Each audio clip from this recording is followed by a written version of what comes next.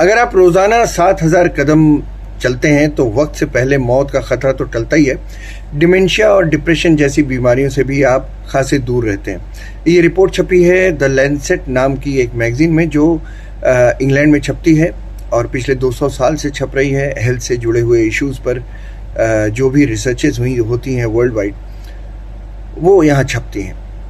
तो 7,000 कदम रोज़ चलो तो डिमेंशिया होने की आशंका 38% कम हो जाती है, और डिप्रेशन होने का खतरा 22% कम हो जाता है। डिप्रेशन में जाने का खतरा, आजकल तो बहुत सारे युवा बच्चे डिप्रेशन में चले जाते हैं, सफलता मिल नहीं रही है, जो चाह रहे हैं वो हो नहीं रहा है।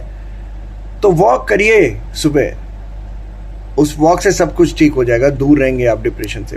करना कुछ नहीं है, बस चलिए, चलते रहिए। चरैवेति चरैवेति, हमारे यहाँ ऐत्रेय ब्राह्मण में लिखा है ना, श्लोक है संस्कृत का, चरैवेति चरैवेति। अच्छा, और किस बीमारी का खतरा कम हो जाता है ये भी जान लेते हैं सिर्फ चलने भर से।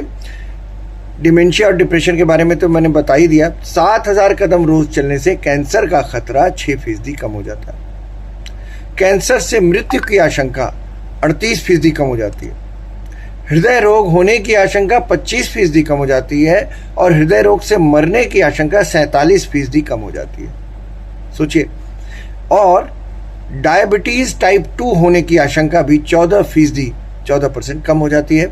और हाँ, चलते हुए अचानक गिर जाने की आशंका 28% कम हो जाती है। ऐसा होता है ना कई बार, 50 से ज़्यादा के उम्र के लोग, 60 से ज़्यादा के उम्र के लोग चलते चलते बैलेंस नहीं संभला, गिर गए, तो उसकी आशंका 28% कम हो जाती है। सोचिए, इतने खतरों से आप सिर्फ चलने भर से दूर हो सकते हैं। तो फिर देखते क्या है, कर लीजिए कुछ फैसले। सुबह कम से कम 2 किलोमीटर की मॉर्निंग वॉक करिए। दफ्तर में हैं तो लंच के बाद दिन में एक बार बाहर निकलकर 5 मिनट की वॉक कराइए। दफ्तर के भीतर भी हैं तो कुछ समय के बाद कुर्सी छोड़ दीजिए, चहलकदमी कर लीजिए। छोटे मोटे काम के लिए गाड़ी मत निकालिए, वॉक करके जाने की सोचिए। ऑटो या टैक्सी से जा रहे हैं तो गंतव्य से 1 किलोमीटर पहले ही उतर जाइए और बाकी का रास्ता पैदल तय कीजिए। बस हो गए 7,000 स्टेप्स। दवाइयों का खर्चा कम कीजिए और मौज कीजिए।